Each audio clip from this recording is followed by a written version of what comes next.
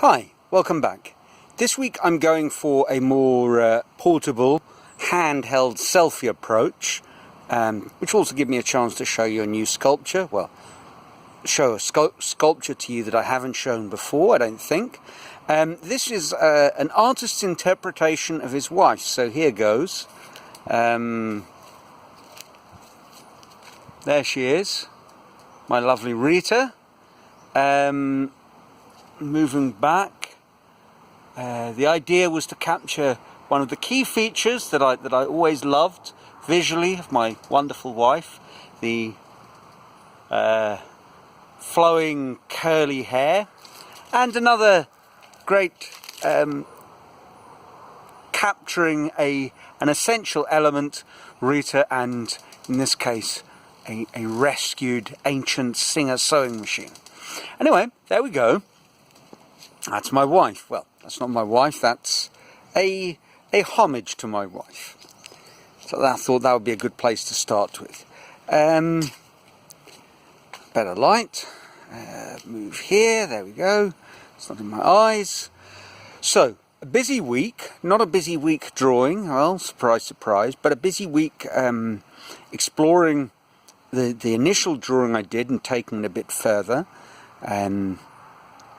So I've kind of reached a point where I'm happy to leave it. It'll be a study for the wall.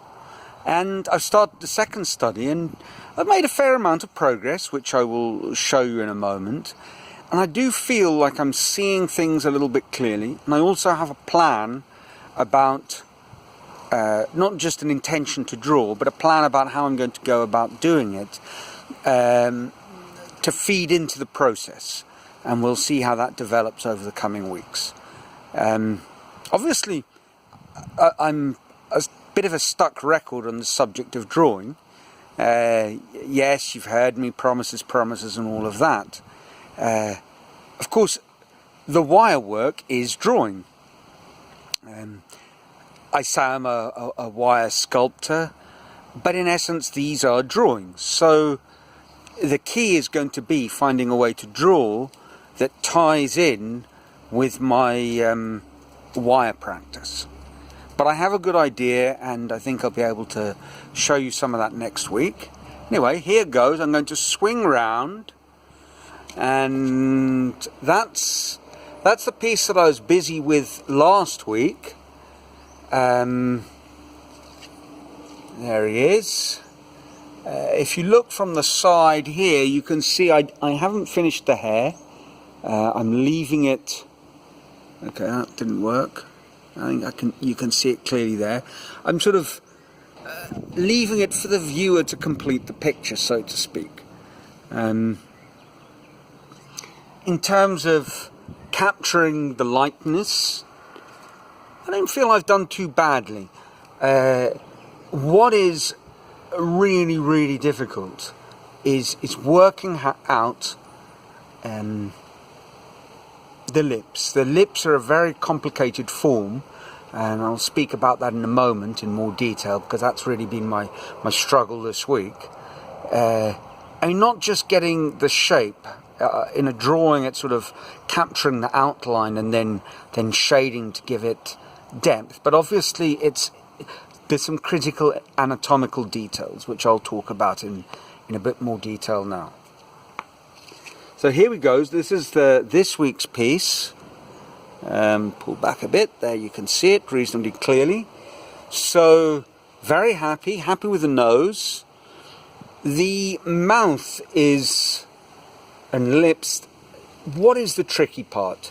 Well, the first is that in this, as far as I can tell from the photographs that I'm using as a reference, there's certain disproportionalities, almost like he's pouting, a sort of selfie pout. So the mouth is essentially the same width as his eye, which really isn't the case normally. In the mouth, if you relaxed, your mouth would be wider. So that's been quite difficult to capture. And the other thing is, if you look at the lips, we sort of think of lips as being an upper lip and a lower lip, But they're really 5 cushions. There's a piece over here, which is sort of extends towards and joins with the corner of the mouth. Then over here, where you have this groove going up to the nose, it's almost like a heart-shaped bag. And then there's a piece that's symmetrical to the first cushion over here. The lower lip doesn't have this central sort of fleshy bag, but it is in 2 pieces. So that's a very complex shape to try and capture just with the wire. You know, and how much do I need to capture it, you know, to suggest what I'm looking for? But accuracy is needed, because in the end, that's what's going to create the sort of the very specific look of the sculpture, and it's elusive, I have to admit. One of my favourite movies is Amélie. You may well have seen it. French movie about an unusual girl living an unusual life, and one of the features in the movie is a neighbour, or I suppose someone who lives in the same apartment block as her, not actually neighbour, but you know, a floor down, and he's this very fragile man with extremely brittle bones like glass, who seems to spend his whole day in his apartment sort of swaddled up in protective clothing, painting the same painting of Renoir over and over and over again. And I'm starting to feel I could be a little bit like this guy. You know, I'm a long way from a really accurate likeness. I'm starting to get broad gestures and positions, but as far as accuracy is concerned, it's about seeing more clearly, and then it's I guess also an element of inventing appropriate techniques for forming these shapes with the limitations of the wire. In the end, a drawing conveys 3 dimensions via subtle illusions, and I need to do essentially the same thing. I need to create an illusion where the mind sort of completes the gaps and maps on, projects its knowledge of the real David onto my David. All in all, this could be a few years. That was my projection, sort of 3 to 5 years to do the project. It could be a lifetime. I may have become a slave to Michelangelo and his brilliance.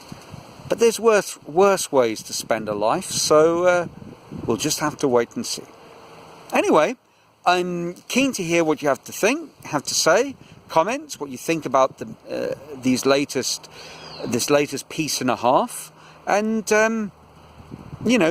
leave a comment, and if not, until next week, ciao.